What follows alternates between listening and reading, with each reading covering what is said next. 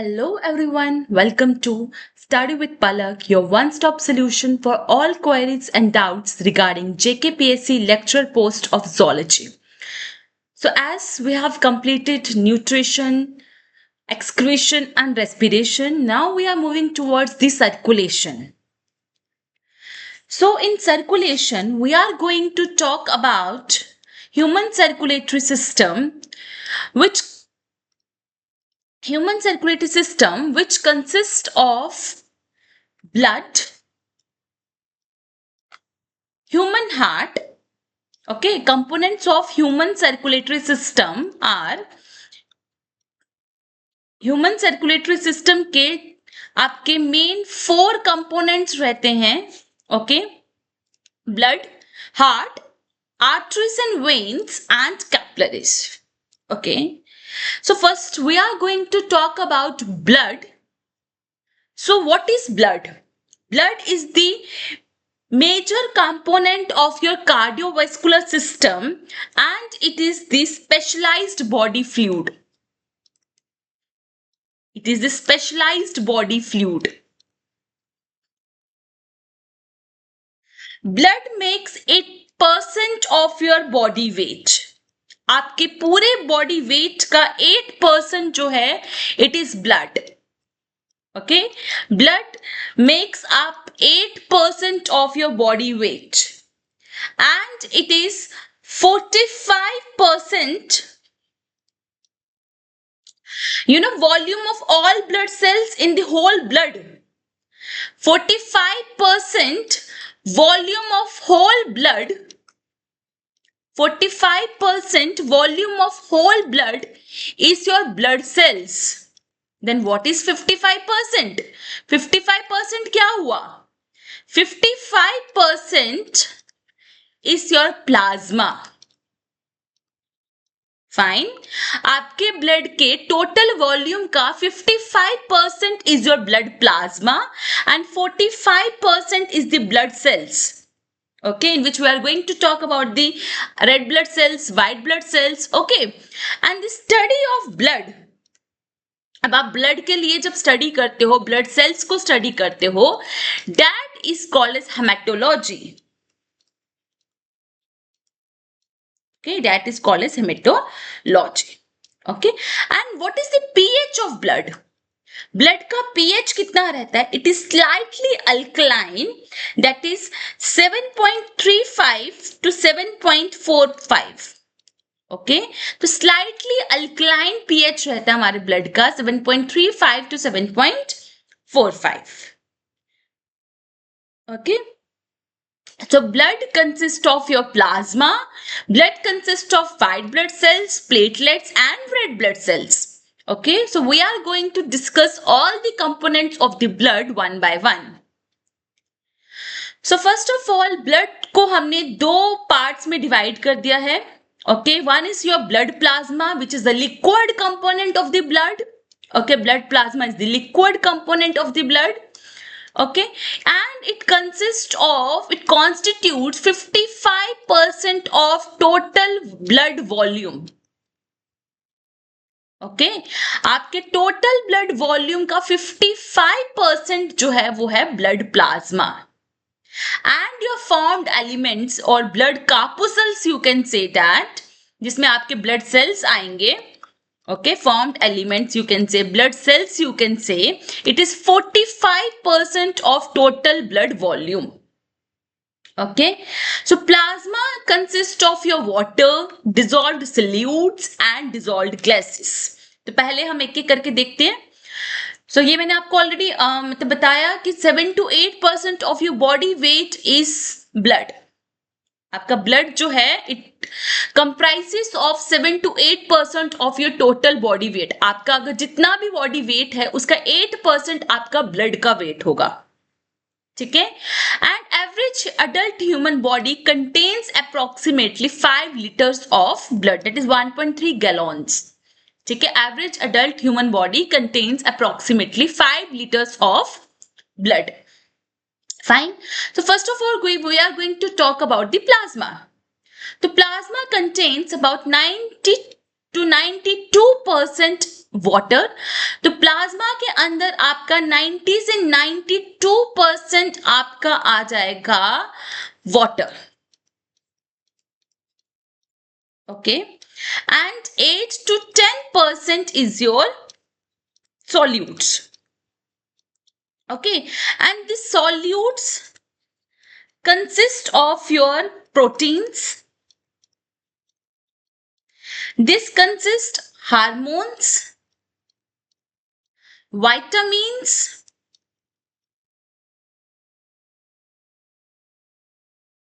Fine, then nitrogenous waste like urea, uric acid, हमने nitrogenous waste पढ़ा है ना, तो वो भी ब्लड के अंदर प्रेजेंट रहता है। आपके शुगर्स होंगे, फैट होंगे, अमाइनो एसिड्स होंगे, ओके, फैट मॉलिक्यूल्स आपके होंगे। Then we have dissolved gases, blood के अंदर गैसेस भी प्रेजेंट होती हैं लाइक आपकी carbon dioxide and oxygen, okay. So आपका ब्लड के अंदर 90 से 92% is your water and 8 to 10% is your dissolved solutes, okay.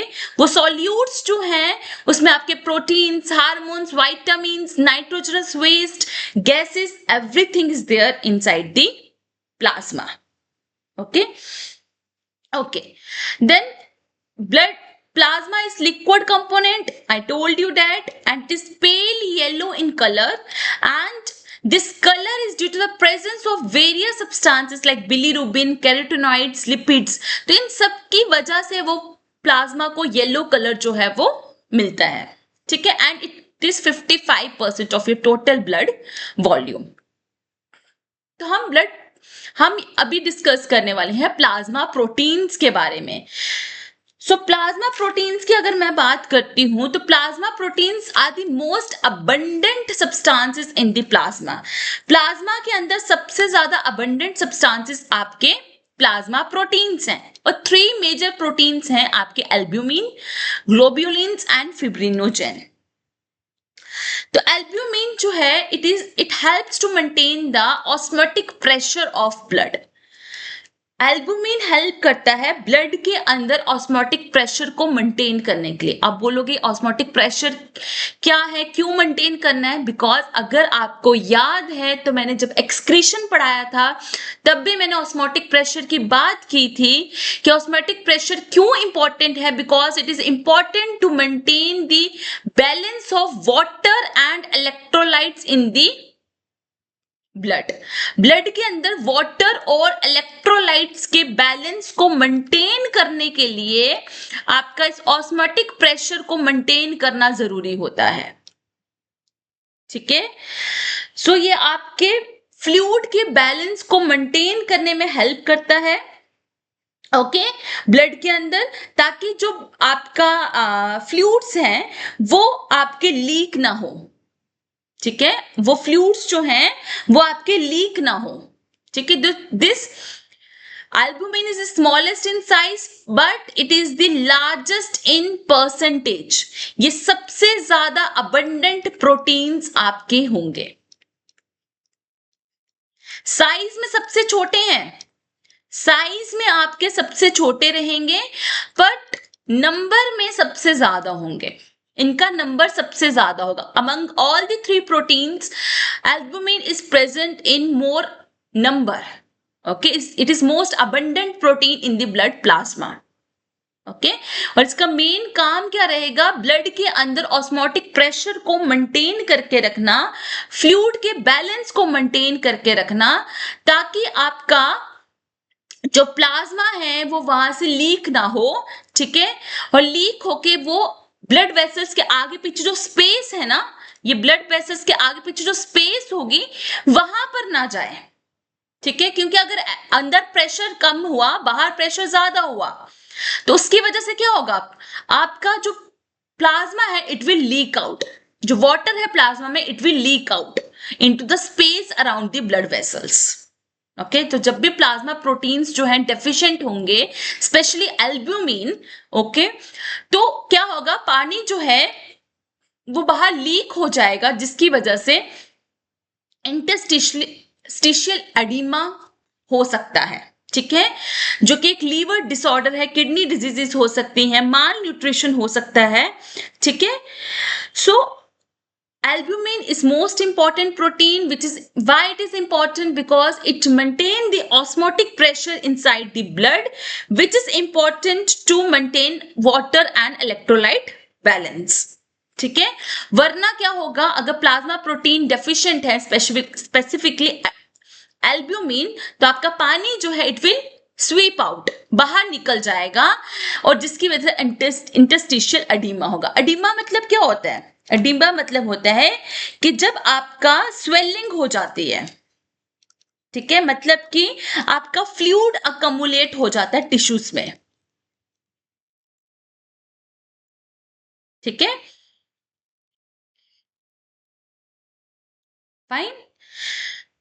क्योंकि आप खुद सोचो एक बार कि अगर अंदर प्रोटीन्स की कंसेंट्रेशन कम होगी तो अंदर वाटर की कंसेंट्रेशन ज्यादा होगी, तो water from higher concentration will move towards the lower concentration, तो वो लीक आउट होना स्टार्ट हो जाएगा, जिसकी वजह से वाटर इन टिश्यूज में अकमुलेट होना स्टार्ट हो जाएगा, और जिसकी वजह से आपको क्या होगी, स्वेलिंग। तो इसलिए plasma proteins are very important to maintain the osmotic pressure. Okay, then globulins. Globulins are of three types: alpha, beta, and gamma. Okay, alpha is the smallest and gamma is the largest.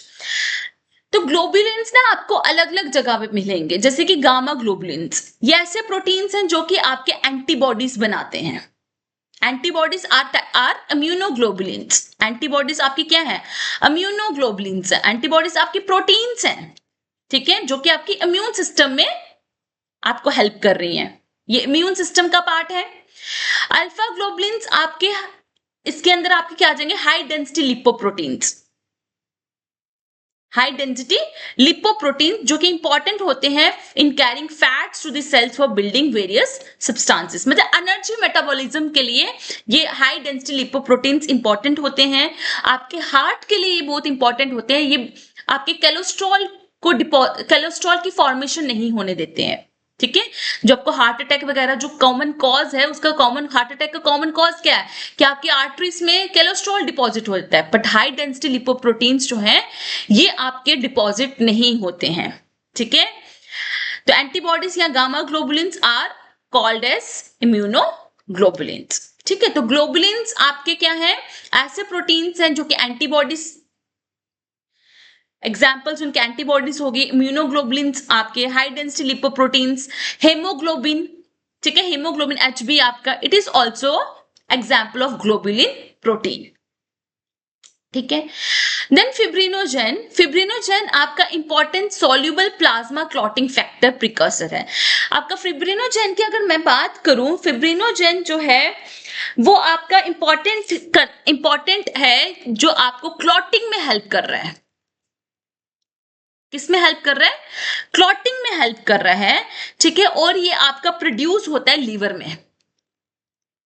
कहां produce हो रहा है? Liver में। तो क्या होता है, ये प्रिकर्सर है, मतलब ये खुद क्लॉटिंग नहीं करवा रही है, प्रिकर्सर है। तो फिब्रिनोजेन कन्वर्ट हो जाता है, अभी जब हम ब्लड क्लॉटिंग पढ़ेंगे ना उसमें सब समझ आएगा। फिब्रिनोजेन कन्वर्ट होता है फिब्रिन में, ठीक है, और फिब्रिन से आपका बनता है ब्लड क्लॉट, ठीक है। तो मतलब ये क्लॉटिंग प्रोसेस में आपका फिब्रिनोजेन हेल्प कर रहा है, ठीक है। तो एल्ब्यूमिन आपका सबसे ज्यादा परसेंटेज में है, दैट इज 54% होगा। ग्लोब्यूलिन आपका 38% है, एंड फिब्रिनोजेन आपका 7% आपका रहेगा, ठीक है। सो नेक्स्ट हम बात करेंगे अब रेड ब्लड सेल्स की। रेड ब्लड सेल्स को हम बोलते हैं एरिथ्रोसाइट्स। रेड ब्लड सेल्स को हम क्या बोलते हैं? Erythrocytes. And red blood cells की फॉर्मेशन कहां पर होती है? रेड ब्लड सेल्स की फॉर्मेशन होती है बोन मैरो में, ठीक है। रेड ब्लड सेल्स की फॉर्मेशन कहां पर होती है? बोन मैरो में। और रेड ब्लड सेल्स की फॉर्मेशन के प्रोसेस को बोला जाता है एरिथ्रोपोइसिस। रेड ब्लड सेल्स को क्या बोला जाता है? Erythrocytes. And red blood cells की फॉर्मेशन को क्या बोला जाता है? एरिथ्रोपोइसिस, ठीक है। एरिथ्रोपोइसिस की जो मतलब रेड ब्लड सेल्स की जो फॉर्मेशन है, it is regulated by a hormone called as erythropoietin, ठीक है, ये हार्मोन्स आपके किडनीज प्रोड्यूस करते हैं। कब प्रोड्यूस करते हैं? जब आपके ब्लड में ऑक्सीजन का लेवल कम होता है। ठीक है, जब आपके ब्लड में ऑक्सीजन का लेवल कम होगा तो आरबीसीज की फॉर्मेशन होगी, ताकि क्योंकि आरबीसीज क्या करते हैं? आरबीसीज ऑक्सीजन को ट्रांसपोर्ट करने में मदद करते हैं। आरबीसीज ऑक्सीजन को ट्रांसपोर्ट करने में हेल्प करते हैं। तो जब आपके ब्लड में ऑक्सीजन का लेवल कम होगा तो उसकी वजह से आपकी क्या होगी? आरबीसीज की फॉर्मेशन होगी। ठीक है, तो इरिथ्रोपोएटिन हार्मोन आपका किडनीज में प्रोड्यूस होता है, जो कि कब प्रोड्यूस होगा? जब ऑक्सीजन का लेवल ब्लड में कम होगा, और वो क्या करवाएगा? आरबीसीज की फॉर्मेशन को ट्रिगर करवाएगा। ठीक है, आरबीसीज का लाइफ स्पैन है 120 डेज। ओके, आरबीसीज का लाइफ स्पैन है 120 डेज। अगर आरबीसीज का काउंट इंक्रीज हो जाता है, then the normal elevated RBC count is known as erythrocytosis और polycythemia। ओके, आरबीसीज का काउंट अगर इंक्रीज हो जाता है तो उसको बोलते हैं एरिथ्रोसाइटोसिस और पॉलीसिथीमिया। फाइन। और अगर काउंट डिक्रीज हो जाता है नॉर्मल लेवल से तो उसे बोला जाता है अनीमिया। उसे क्या बोला जाता है? अनीमिया। ठीक है, अनीमिया किसकी वजह से होता है? जब आपको आयरन की डेफिशिएंसी होती है, या कोई ब्लड लॉस हो जाता है, या बोन मैरो कोई डिसऑर्डर है, मतलब आपके बोन मैरो में रेड ब्लड सेल्स नहीं बन पा रहे हैं किसी रीजन की वजह से, किसी डिसऑर्डर की वजह से, देन हम कहते हैं कि हमें अनीमिया हो सकता है। ओके, तो आरबीसीज की फॉर्मेशन को क्या बोला जाता है? आरबीसीज की फॉर्मेशन को क्या बोला जाता है? इरिथ्रोपोइसिस। ठीक है, एंड अगर नंबर इंक्रीज हो जाता है तो उसे क्या बोला जाता है? एरिथ्रोसाइटोसिस। अगर नंबर डिक्रीज हो जाता है तो उसे बोला जाता है अनीमिया। ठीक है, तो बहुत सारे फैक्टर्स हैं जो कि आरबीसीज के काउंट को अफेक्ट करते हैं, जैसे कि एज के साथ आरबीसीज का काउंट वेरी करता है। ठीक है, सेक्स, मेल और फीमेल में भी आरबीसीज का काउंट वेरी करता है। हाई एल्टीट्यूड्स में, जब आप हाई एल्टीट्यूड्स में जाते हो तो आपका ऑक्सीजन का लेवल डिक्रीज हो जाता है। जब आप हाई एल्टीट्यूड्स पे जाते हो, हाई एल्टीट्यूड्स पे आपके ऑक्सीजन का जो लेवल है वो डिक्रीज हो जाता है। जब ऑक्सीजन ब्लड में डिक्रीज होगा तो आरबीसी का जो फॉर्मेशन है वो इंक्रीज हो जाएगी। ठीक है, आरबीसी का काउंट जो है वो इंक्रीज हो जाएगा। ठीक है, आरबीसीज का काउंट इंक्रीज हो जाता है जब ऑक्सीजन का लेवल डिक्रीज होता है। ठीक है, या कुछ सर्टेन मेडिकल कंडीशंस भी होती हैं, लाइक किडनी डिजीज हो सकती है, हार्ट कंडीशंस हो सकती हैं, कुछ भी डिजीज की वजह से आपका आरबीसीज की प्रोडक्शन इंक्रीज हो सकती है। और व्हेन देयर इज डिहाइड्रेशन, तो डिहाइड्रेशन के टाइम पे भी टेम्पररी आपका आरबीसीज का कंसंट्रेशन इंक्रीज हो जाता है, क्योंकि आपकी बॉडी से फ्लूइड का लॉस हो रहा है। तो जब वाटर का लॉस हो रहा है, फ्लूइड का लॉस हो रहा है, तो आरबीसीज की कंसंट्रेशन इंक्रीज हो जाती है। ठीक है, तो normal red blood cell count कितना रहता है? 4.2 to 6.1 million cells per microlitre of blood. 1 microlitre of blood में आपके पास 4.2 टू 6.1 मिलियन सेल्स प्रेजेंट रहते हैं। मेल्स में थोड़ा सा अलग है, 4.7 टू 6.1, और फीमेल्स में आपका 4.2 टू 5.4। थोड़ा सा वेरिएशन है, ज्यादा नहीं है, it is little bit variations in males and females. इसी तरह बच्चों में और अडल्ट्स में भी थोड़ा सा वेरिएशन रहेगी। तो यही मैंने बोला था कि सेक्स के साथ, एज के साथ आपका थोड़ा सा वेरिएशन आपको आरबीसी काउंट में देखने को मिलेगा। ठीक है, शेप कैसी रहती है इसकी? बाइकनकेव डिस्क शेप रहती है। ठीक है, बाइकनकेव डिस्क शेप रहती है। सेंटर में थोड़ा सा इस तरह से देखो, सेंट्रल इंडेंटेशन, थोड़ा सा डेंट पड़ा हुआ सेंटर में, लाइक डोनट। ठीक है, पर डोनट की तरह अंदर से खाली नहीं है, प्रॉपर पूरा सॉलिड है ये। ठीक है, और ये शेप ऐसी क्यों है? ताकि उनको लार्ज सरफेस एरिया प्रोवाइड हो सके, ताकि वो ज्यादा से ज्यादा गैसेस एक्सचेंज करवा सके। अभी मैंने बोला ना, आरबीसीज क्या करते हैं? आरबीसीज में होता है हेमोग्लोबिन। आरबीसीज का रेड कलर किसकी वजह से है? हेमोग्लोबिन का वजह से। हमने पीछे भी पढ़ा था, आई थिंक, अगर आपको याद हो, रेस्पिरेशन में भी पढ़ा था। ठीक है, हेमोग्लोबिन आपके ऑक्सीजन के साथ बाइंड करते हैं और आपके ऑक्सीजन को, ऑक्सी हेमोग्लोबिन को आपका ट्रांसपोर्ट करवाता है ब्लड में, और ब्लड से वो कहा जाता है आपका ब्लड से कहाँ जाता है आपका?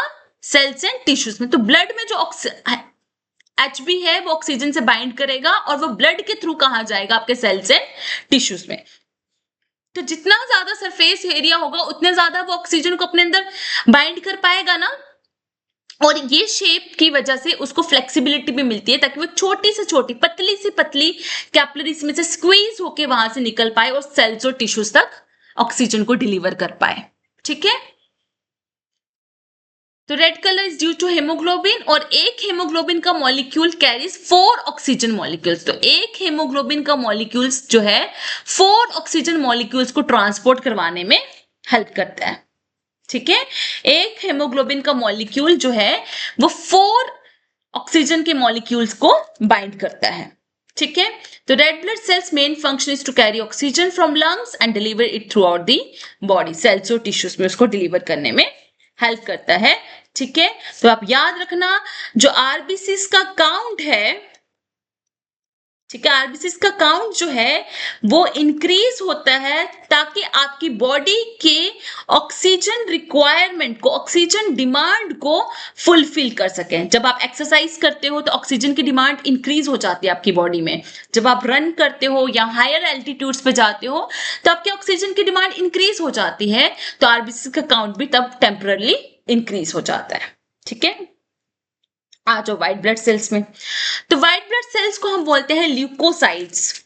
व्हाइट ब्लड सेल्स को हम क्या बोलते हैं? Leukocytes. And again white blood cells की फॉर्मेशन भी कहां पर होती है? आपकी बोन मैरो में होती है। ठीक है, आपकी कहां पर होती है? बोन मैरो में होती है, और इसकी फॉर्मेशन के प्रोसेस को बोला जाता है ल्यूकोपोइसिस। इसकी फॉर्मेशन की प्रोसेस को क्या बोला जाता है? ल्यूकोपोइसिस। ठीक है, ये प्रोसेस आपका बोन मैरो में स्टार्ट होता है। बोन मैरो में आपके स्टेम सेल्स होते हैं जो कि आपके सारे सेल्स की फॉर्मेशन करवाते हैं।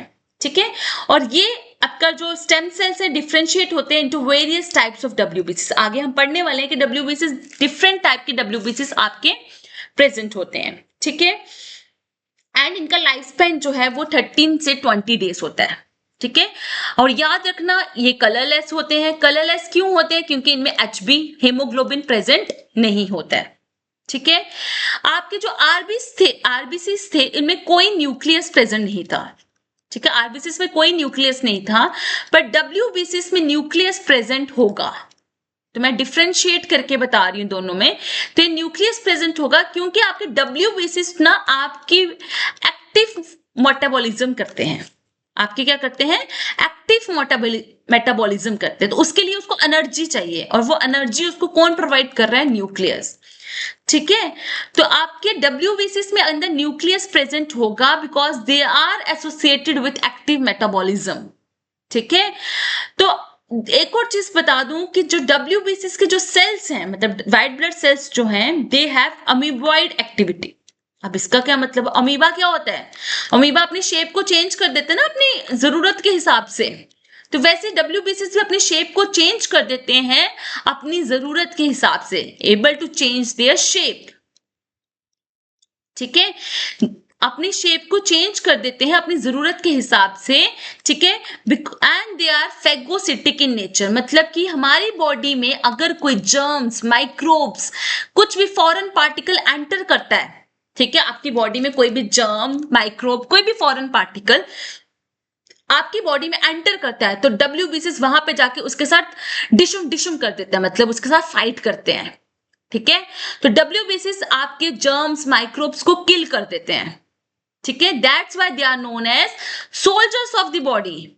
डब्ल्यूबीसीस को हम सोल्जर्स ऑफ द बॉडी बोलते हैं। क्यों? क्योंकि ये हमें क्या करते हैं? हमारे डिफेंस सिस्टम में हेल्प करते हैं।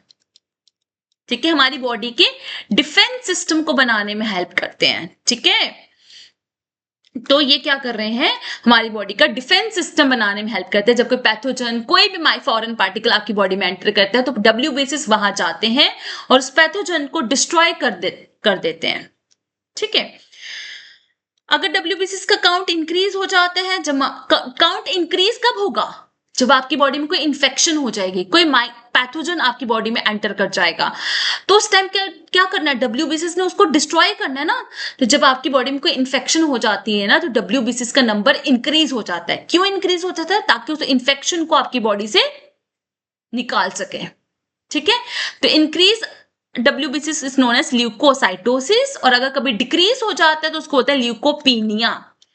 तो अगेन बहुत सारे फैक्टर्स हैं जो कि WBC के काउंट को अफेक्ट कर रहे हैं, जैसे कि अगर कोई इन्फेक्शन हो जाती है, जहां आप कोई दवाइयां वगैरह ऐसे लेते हो, कोई मेडिकेशन, या आपको कोई स्ट्रेस है, कोई भी मेडिकल कंडीशन है, तो उसकी वजह से WBC का काउंट कैन इंक्रीज और डिक्रीज। ठीक है, WBC का नॉर्मल काउंट है 4500 to 11,000 cells per microlitre of blood. ठीक है, 4500 to 11,000 cells per microlitre of blood. ठीक है, और इसका number can increase as per the requirement of your body, है ना। आपकी बॉडी में कोई इंफेक्शन हो जाती है तो उसका नंबर जो है वो इंक्रीज हो जाएगा, और उसके बाद वो डिक्रीज भी हो सकता है। ठीक है, तो व्हाइट ब्लड सेल्स को दो कैटेगरीज में बांटा गया है, ग्रेन्युलोसाइट्स एंड एग्रेन्युलोसाइट्स।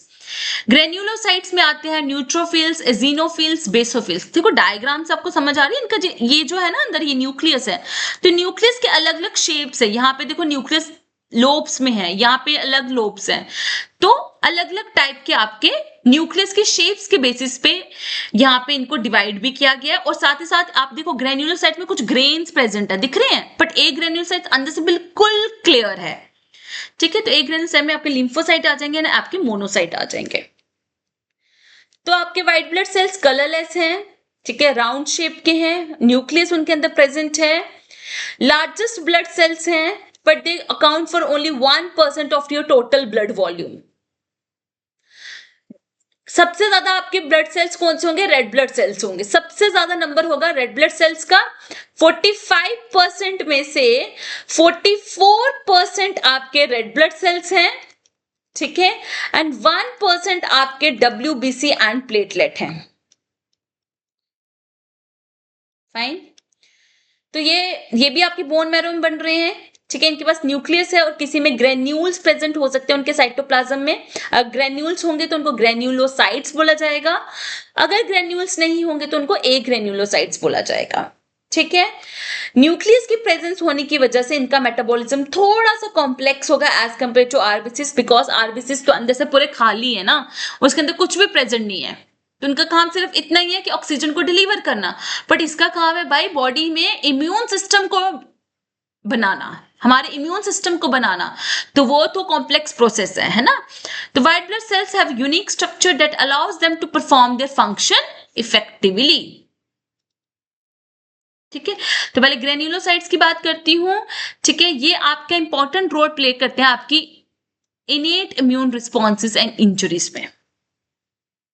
ठीक है, ग्रेन्युलोसाइट्स जो है आपके नाम, एक तो ग्रेन्युलोसाइट्स क्यों है, बिकॉज इनमें स्पेसिफिक ग्रेन्यूल्स प्रेजेंट हैं, ग्रेन्स, छोटे छोटे ग्रेन्यूल्स प्रेजेंट है जो कि एंजाइम सिक्रीट करते हैं। तो ये ग्रेन्यूल्स क्या करते हैं, ग्रेन्यूल्स सिक्रीट करते हैं एंजाइम्स, और ये एंजाइम्स क्या करते हैं, ये किल करते हैं आपके पैथोजेंस को, आपके इंफेक्शंस के साथ फाइट करते हैं।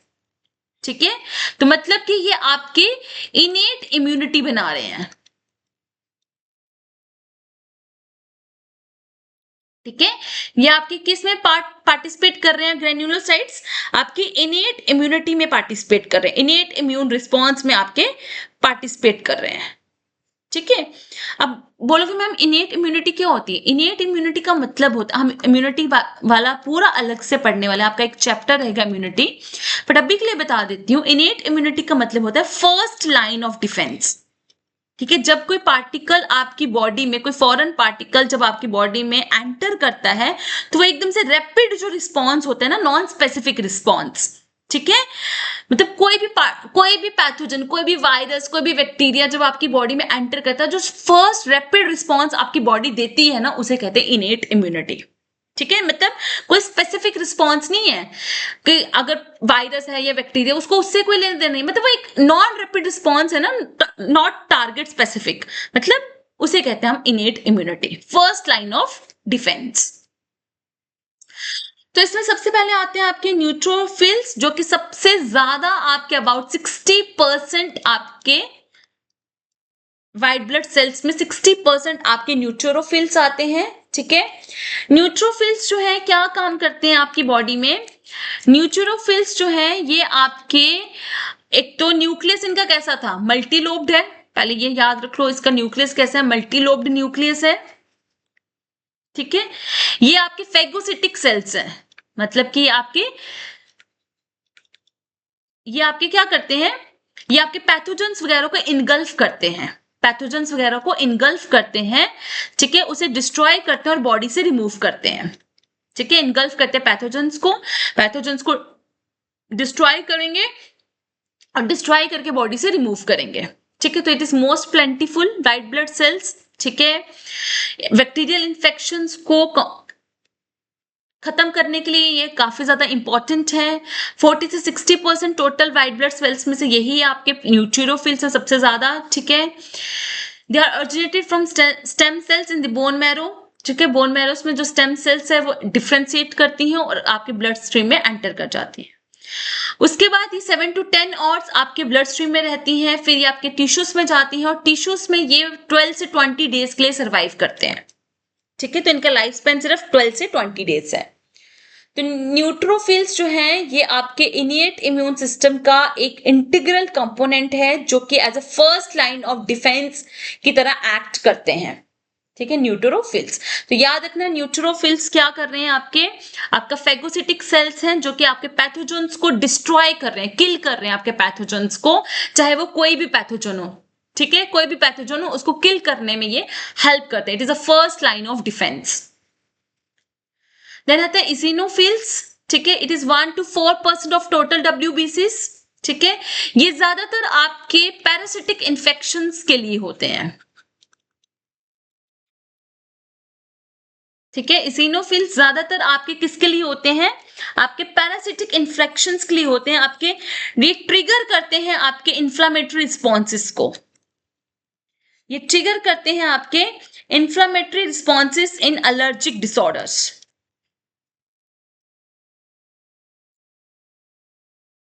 ठीक है। एलर्जी डिसऑर्डर्स के टाइम पे ये इंफ्लामेटरी रिस्पॉन्सेस को ट्रिगर करते हैं, ठीक है, और साथ ही साथ ये पैरासिटिक इन्फेक्शंस को, पैरासाइट्स को एलिमिनेट करने में हेल्प करते हैं, ठीक है। इनके अंदर एक प्रोटीन होता है प्लाज्मिनोजेन, ठीक है, which helps to dissolve blood clots, ठीक है, ब्लड क्लॉट्स को डिसॉल्व करने में भी हेल्प करते हैं और इनका जो लाइफ स्पैन है वो नियर अबाउट 6 days रहेगा, ठीक है। देन आ जो बेसोफिल्स जो कि अगेन बोन मैरो में आपके ओरिजिनेट होते हैं, ठीक है, फिर धीरे धीरे वहां से ब्लड में जाते हैं और ब्लड से डिफरेंट टिश्यूज में जाते हैं। इनका लाइफ स्पैन भी काफी छोटा है, ठीक है। ये भी आपके पैरासिटिक इन्फेक्शंस को फाइट करने के लिए हेल्प करते हैं। देन ये ब्लड क्लॉटिंग से प्रिवेंट, आपकी बॉडी के अंदर ब्लड क्लॉट ना हो जाए उसको प्रिवेंट करते हैं, बिकॉज ये हेपरिन को सिक्रीट करते हैं, ठीक है। देन ये मेडिएट करते हैं एलर्जिक रिएक्शंस को by releasing histamine and other substances like serotonin, ठीक है, inducing inflammation in areas expose to allergens. तो जब आपको किसी चीज से एलर्जी हो जाती है तो वहां पे कोई इन्फ्लामेशन हो जाती है उस पार्ट में, ठीक है, वो किसकी वजह से होती है, क्योंकि आपकी बॉडी में वो WBCs बेसोफिल्स उस एलर्जी से लड़ रहे होते हैं, आपकी बॉडी में उस एलर्जी से लड़ रहे होते हैं, ठीक है। तो उनका नंबर वहां पे इंक्रीज हो जाता है, उनके नंबर से इंक्रीज होने की वजह से वहां पे इन्फ्लामेशन हो जाती है, ठीक है। तो इन्फ्लामेशन आपकी बॉडी में ज्यादातर किसकी वजह से होती है, इन्फ्लामेशन हो गया किसकी वजह से होती है, क्योंकि तब वहां पर आपकी बॉडी में WBCs का नंबर इंक्रीज हो गया, उस पार्ट में WBCs का नंबर इंक्रीज हो गया, क्योंकि WBCs वहां पर आपकी उस इंफेक्शन के साथ, उस पैथोजन के साथ फाइट कर रहे हैं, ठीक है। तो basophils play role in facilitating the body's response to allergic reactions. तो आप याद रखना इसिनोफिल्स ज्यादातर पैरासिटिक जो है, this are most important for parasitic infections के लिए है, एंड एसिनोफिल्स मोस्टली तुम्हारे बेसोफिल्स मोस्टली इंपॉर्टेंट है आपके एलर्जिक रिएक्शंस के लिए, ठीक है। देन ए ग्रेन्यूलोसाइट्स, इसमें आपके ग्रेन्यूल्स जो है वो एब्सेंट होंगे, ठीक है। तो ए ग्रेन्यूलोसाइट्स में जो है ग्रेन्यूल्स एब्सेंट है, इसमें दो मेन टाइप्स आ जाते हैं, लिम्फोसाइट्स एंड मोनोसाइट्स। लिम्फोसाइट्स ही स्पेशलाइज सेल्स हैं जो कि आपके इम्यून सिस्टम के मेनली सेल्स हैं, ठीक है, इम्यून सिस्टम के सेल्स हैं जो कि आपके फॉरेन एंटीजेंस को रिकॉग्नाइज करते हैं और उसे डिस्ट्रॉय करते हैं, ठीक है। न्यूट्रोफिल्स के बाद जो सबसे मोस्ट अबंडेंट है, सेकंड मोस्ट अबंडेंट है, वो है लिम्फोसाइट्स, 18 to 40%। ठीक है। इसमें आपके टी सेल्स आते हैं, बी सेल्स आते हैं, नेचुरल किलर सेल्स आते हैं। जो आपके बी सेल्स हैं ये तो आपके एंटीबॉडीज बनाते हैं। तो क्या होता है, जब मान लो कोई पैथोजन आ गया आपकी बॉडी में, ठीक है, कोई पैथोजन आपकी बॉडी में आ गया, ठीक है, इस पैथोजन को सबसे पहले कौन नोटिस करता है? टी सेल्स नोटिस करते हैं। ठीक है।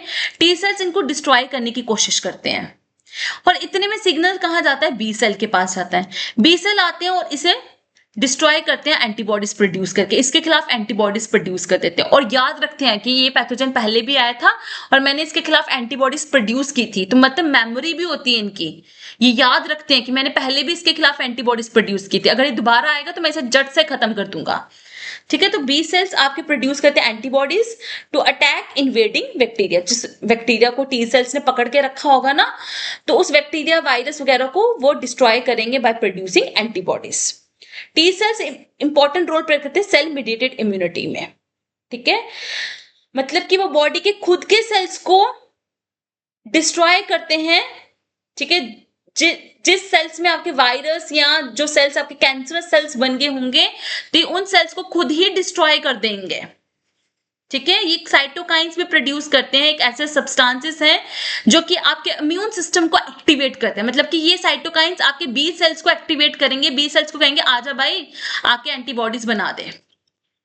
ठीक है। तो सेल मीडिएटेड इम्यूनिटी आपके शो करते हैं।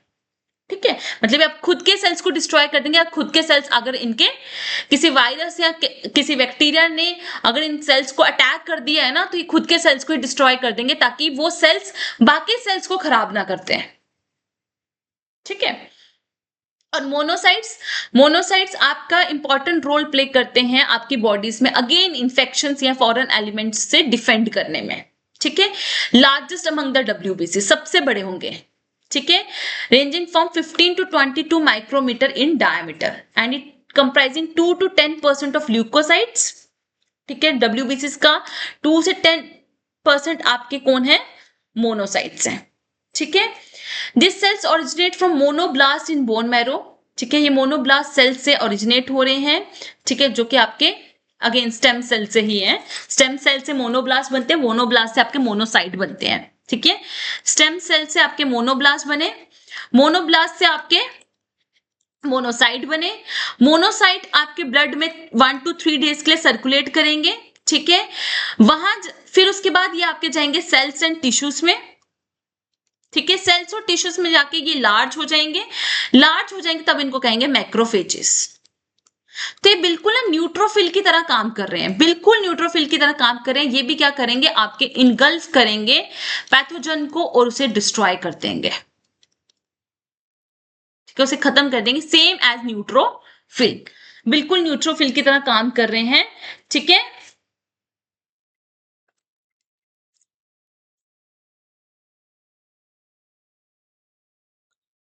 तो they differentiate into macrophages and dendritic cells. तो मैक्रोफेजेस या डेंड्रिटिक सेल में डिफ्रेंशिएट होंगे और आपके innate and adaptive immune system का ये पार्ट है। इनिएट मतलब जो क्विक रिस्पॉन्स देते हैं ना, एकदम से बिना सोचे समझे, बस कोई हमारे घर में घुस गया है तो उसे बस खत्म करना है। अब वो चोर कैसा चोर है वो नहीं उसने पहले देखा, बस कोई घर के अंदर घुस गया है, तो वो इनेट रिस्पॉन्स है। फिर अडेप्टिव इम्यून सिस्टम क्या होता है कि जब वो स्पेसिफिकली उसको पहले टारगेट करता है, ये कौन है, कैसा वायरस है या बैक्टीरिया है, क्या कौन सा पैथोजन है, पहले उसे देखेगा और फिर वो स्पेसिफिक रिस्पॉन्स प्रोवाइड करेगा। तो इनेट फर्स्ट लाइन डिफेंस भी देता है, ये second line defence, second third जितना भी डिफेंस है सब प्रोवाइड करता है मोनोसाइट्स। तो मोनोसाइट्स आपके डिफरेंट टाइप के होंगे in different tissues and cells. So functions of white blood cell आपकी बॉडी को प्रोटेक्ट कर रहे हैं, अभी तो हमने बहुत सारा डिस्कस कर लिया है। ठीक है। तो जब भी आपकी बॉडी में कोई इलनेस होती है, कोई इंजरी होती है, तो आपके व्हाइट ब्लड सेल्स आपके ब्लड में सर्कुलेट होने स्टार्ट हो जाते हैं, उनका नंबर इंक्रीज हो जाता है और वो आपके इन्फेक्शन की साइड पे वहां पे जाकर बैठ जाते हैं। ठीक है। और वहां पे जाकर वो उनसे फाइट करते हैं, एंटीबॉडीज को प्रोड्यूस करेंगे और माइक्रो ऑर्गेनिजम्स को किल करेंगे। ठीक है। तो हमारे इम्यून सिस्टम का इंपॉर्टेंट पार्ट है आपके डब्ल्यूबीसीज, इसलिए हम उसको सोल्जर्स ऑफ द बॉडी भी कहते हैं। लास्ट है आपके प्लेटलेट्स। प्लेटलेट्स को बोलते हैं थ्रोम्बोसाइट्स, ठीक है। एंड प्लेटलेट्स आपके छोटे छोटे से होते हैं, कलरलेस होते हैं, ठीक है। और ये आपका, इसका एक ही काम है, only one function, that is blood clotting. जब आपको चोट लग जाती है, when you get some injury और कट, तो ब्लड जो है बाहर आ जाता है आपकी बॉडी से। पर ज्यादा ब्लड की लीकिंग ना हो, आपके अंदर ब्लड की कमी ना हो जाए, तो to prevent the loss of blood, platelets क्या करते हैं, ब्लड क्लॉटिंग कराते हैं, ब्लीडिंग को स्टॉप करते हैं, ठीक है। तो इनका मेन काम क्या है, to prevent loss of blood, ठीक है। और अगर ब्लड प्लेटलेट्स का नंबर इंक्रीज हो जाता है तो उसे बोलते हैं थ्रोम्बोसाइटोसिस, ठीक है। वो किसी की वजह से भी हो सकता है, किसी इन्फ्लामेशन की वजह से, किसी इन्फेक्शन की वजह से, आयरन की डेफिशिएंसी की वजह से भी हो सकता है, किसी कैंसर की वजह से भी हो सकता है, ठीक है। देन लो प्लेटलेट काउंट को हम बोलते हैं थ्रोम्बोसाइटोपिनिया, ठीक है। और प्लेटलेट्स आपके बनते हैं, आपके बोन मैरो में बनते हैं from large cells called as megakaryocytes, ठीक है। तो आपके प्लेटलेट्स किससे बनते हैं, मेगा कैरियोसाइट से। एंड प्लेटलेट की फॉर्मेशन को कहते हैं थ्रोम्बोपोइसिस, ठीक है। नॉर्मल प्लेटलेट काउंट है 1,50,000 to 4,50,000 पर माइक्रोलीटर ऑफ ब्लड। इसके अंदर भी कोई न्यूक्लियस नहीं होगा और इसका लाइफ स्पैन भी बहुत कम है, 8 to 10 days, ठीक है। So that's all for further videos. Do subscribe and like Study with Palak. You can join my Telegram group and the link of the group is given here. Here you will get all the PDFs, class updates and MCQs. Here you can direct interact with me because I believe the more we connect, easier the success becomes. So just one click and your search ends here.